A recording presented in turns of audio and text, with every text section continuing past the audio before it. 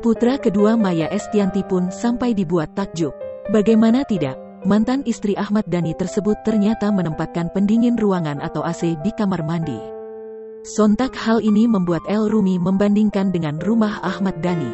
Hal tersebut El Rumi sampaikan kepada Irwan Musri. Mendengar curhatan El Rumi soal kondisi rumah Ahmad Dhani dan bedanya dengan rumah Maya, Irwan Musri terkejut.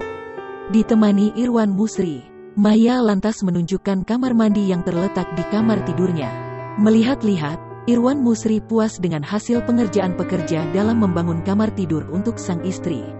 "Nis, reali Nis," puji Irwan Musri. "Oh ini nih, terus kaca. Ada storage di atas, buat nyimpen-nyimpen," kata Maya Estianty. Masuk ke kamar mandi, Irwan Musri kembali memeriksanya dengan detail. Hingga akhirnya diceritakan Maya bahwa ia meletakkan AC di dalam kamar mandinya. Mengetahui ada AC di kamar sang bunda, El Rumi kagum.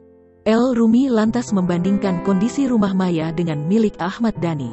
Kepada Irwan Musri, El Rumi curhat bahwa kamar mandi di rumah Ahmad Dhani panas. "This is aircon?" tanya Irwan Musri. "Aircon, ada AC di kamar mandi," imbuh Maya Estianty. Nah, salah satu permasalahan rumah